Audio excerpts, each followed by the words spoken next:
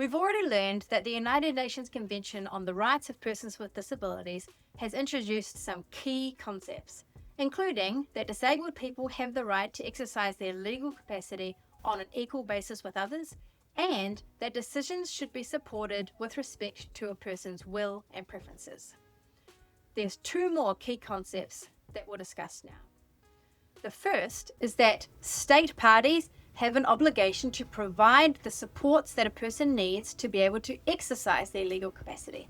Or in other words, the New Zealand government has a responsibility to facilitate and provide the supports for supported decision making. The second concept is that state parties have an obligation to provide appropriate and proportionate safeguards for people to exercise their legal capacity.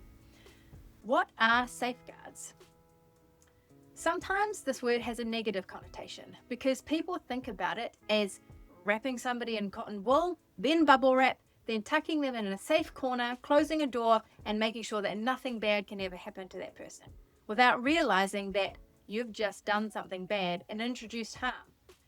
So this is the definition of safeguarding that we use in New Zealand and that I'd like you to become familiar with.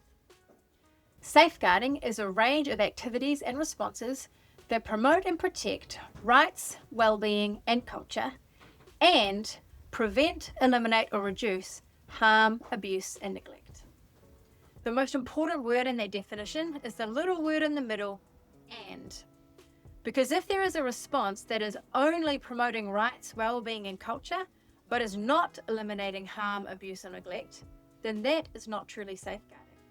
And conversely, if there is only a response that is preventing or reducing harm, but it's not also promoting rights, that's not safeguarding either.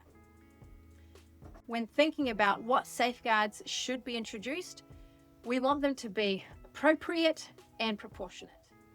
Appropriate and proportionate safeguards mean introducing the least restrictive intervention possible.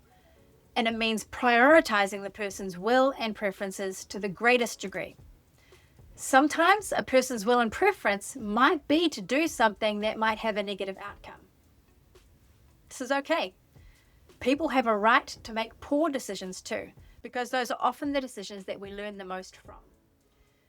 What we do want to do is protect from significant harm by respecting will and preferences, but introducing safeguards. And so instead of responding with a no to a possible decision that might introduce harm, we instead ask the question, how might we be able to honor this preference?